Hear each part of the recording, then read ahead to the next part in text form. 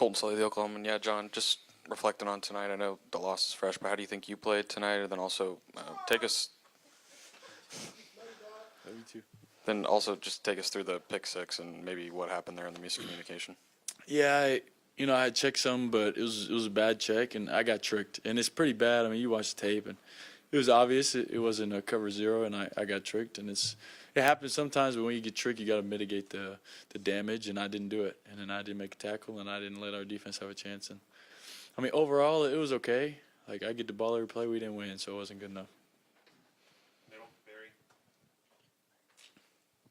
Yeah, Barry Trammell, Tulsa World.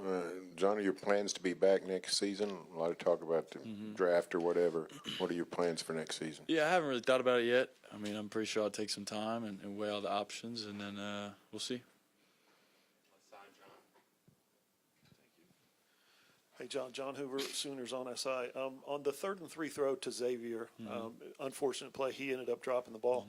But did you see the field kind of unfold in front of you? And did you think for a second, I should run this? Or he's definitely the target here? Or how did that kind of unfold? Yeah, I think in that moment, it's obviously a split decision. You trust your instincts. And I knew like I could run it, but he's running open, and it's unfortunate it just didn't work out. I could put it on his nose, and I didn't. But, yeah, you looking back, of course, you run it, keep the drive going. But I don't regret what I did, and it just didn't work out. Hey, John, Jenny Carlson with the Oklahoman. This season, win 10 games, make the playoff. A lot of people from outside would say this is a successful season. But how do you view it, and your view of it, how does it sort of portend what you guys could potentially do next year? Yeah, I mean, I haven't really taken a step back, and I'm sure I will in the next couple of weeks, really see, how we did. We did a lot of things, people didn't expect, and it's just because of the group of guys we had. And I love these guys, and we all hate that it's over, and that's all I'm really thinking about right now. I wish we could have just one more day together.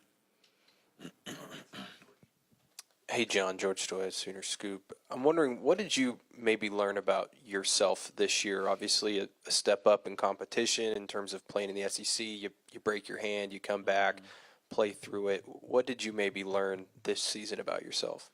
Yeah, I could probably go on and on about this, and again, in the next couple of weeks, I'll really be able to wrap it up and know. But I think I learned a lot about God and a lot about Jesus and fighting back and having courage and knowing what really matters, because you hear a lot in my position. There's a lot of people that have a lot of things to say, and there's a couple of things that matters, and in this building, what those people think about me matters, and I just appreciate all the people who have my back, and knowing that people are the greatest commodity and the toughest to get, and here in this facility we have a lot of important people that love each other, and I've learned. I mean, I could go on and on, but it wasn't easy, and I know that, but I don't regret it. James Halo, KC Sports Radio. Ben talked about, and it doesn't happen as much on offense because there's so much more changeover sometimes on offense than defense. But if you guys would come back, or if he could work with you guys some more and you guys could all come back, do you share that with him? Do you feel like if you guys stayed together, you guys could become a really good offense in the future? Yeah, I think when you look at any first-year offense and first year, a bunch of guys being together, it's tough, it's hard. Like building a chemistry, you only get 15 spring practices, and you can throw on your own, but there's so many live situations. And even to the last game of the year, sometimes we're not on the same page, and it's not because we didn't put in the work. It's just football. And but, yeah, any second year, if you look at the stats, I mean, around college football, second year is typically more successful. And he's a great coach, and he's learning a lot too. I mean, we all learn from Coach V every day, and we got so many people in this building that can teach you so many things and so much experience, and I'm sure he'll be better because of it, and everybody will. Left side standing, Brendan Drumbo, you insider. Ben talked about the up and down season Dion had, but he kept fighting through. Can you kind of put in your own words what he's been through this year and just what a game like tonight, I know it didn't end up being how you liked, but a game like tonight for him means to you? Yeah, I'm really proud of him. I think I don't want to say he's been through a lot, and if he shared his story, you kind of be like, dang, I didn't know that, and there's a lot of things that happened to him that tested him as a person last year and this year, and knowing that it's not going right, but he did everything he could, and he takes care of it. He roll out every day after practice. He's super consistent, and I told him I was proud of him, but he's super mature, and I wish him the best moving forward, and he's going to be playing football for a long time, and I'm just glad I could get him the ball a couple times a day and show what he can do. Josh McDaniel, OU Daily. John, obviously not the result you wanted, but after the game, talking to those who have built you up since your Little Elm days, what were those conversations like? You said, what, my Little Elm coach, is that what you said? Yeah. Oh, yeah, that's Coach Harbin.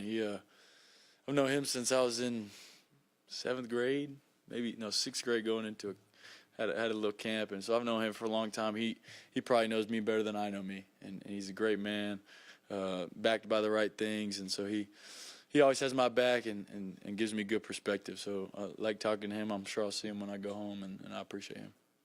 Second row, far left, Myron Patton, OKC Sports Radio.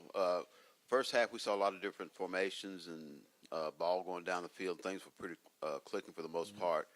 Third quarter looked like, at least in the beginning, shorter routes, things of that nature. Was that just a continuation of their momentum in the second half? Did they change some things at halftime defensively, different looks for you? What happened with that?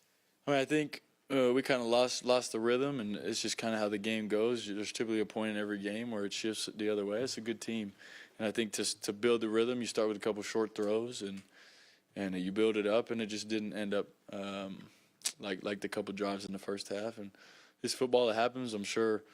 I mean, I know if I'm more detailed, and we all are, then it'll be better. But I got to watch the tape to find that out. Time for one last one. Holden, Cruz Mark, standing on the left. Yeah, John, Holden Cruzmark, KFOR. You've talked about how much this place means to you, getting to be the quarterback at OU. What do you think about just, being a part of kind of putting OU back on the map and, making the first playoff and everything? Right. What does that mean to you, just the season you guys were able to have? Yeah, it means a lot. I think sometimes I sit back and still see the logo on my chest or on my head, and it kind of freaks me out.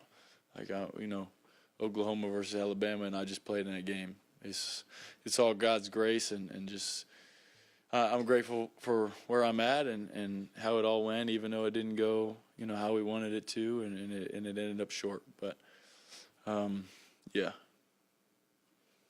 right, thanks, John. Thanks, Jim. Yep. Thanks, everybody.